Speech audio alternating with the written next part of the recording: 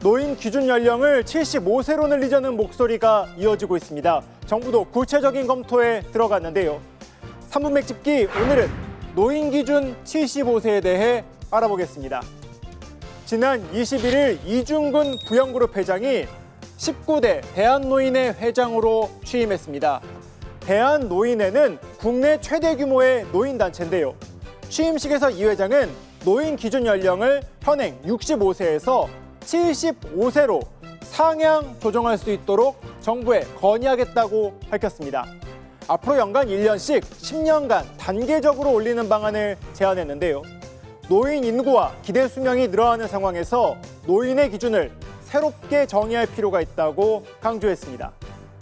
국민의 인권 보장 차원에서 초고령화 사회가 된 대한민국의 근본적인 노인 인구 관리를 위해서 노인 연령을 연차적으로 상향 조정하고자 합니다. 65세 이상 노인 인구는 이미 1,000만 명을 넘은 상황입니다. 2050년이면 2천만 명으로 전체 인구의 40%를 차지할 것으로 보이는데요. 이 회장의 제안은 노인 연령을 75세로 상향 조정해 25년 뒤에도 노인 인구를 1,200만 명 수준으로 유지하는 것입니다.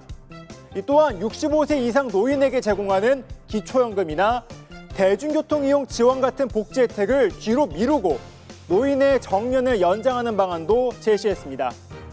정년 연장 첫 해에는 정년 피크 임금의 40%를 받고 10년 이후인 75세에도 20% 정도를 받도록 하는 것인데 이 생산 잔류 기간을 10년 연장하게 될 것이라고 강조했습니다.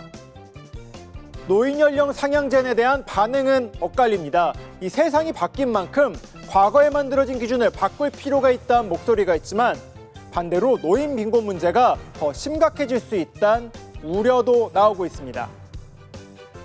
노인 연령을 75세로 높이기 위해선 노인복지법 개정이 필요한데요.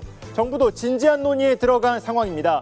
우리나라의 인구가 줄어들고 경제활동 인구도 감소하는 만큼 논의를 더 이상 미룰 수 없다고 보고 있는데요.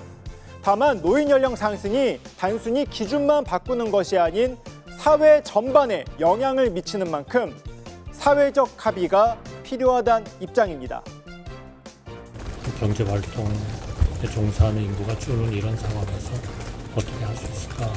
또 정년, 그렇게 되면 자연히 아마 정년 제도, 정년을 넘어서 일하는 분들에 대해서 어떤 제도를 하는 것이 가장 좋겠는가, 이런 것들을 계속 논의를 해야 될 것이기 때문에.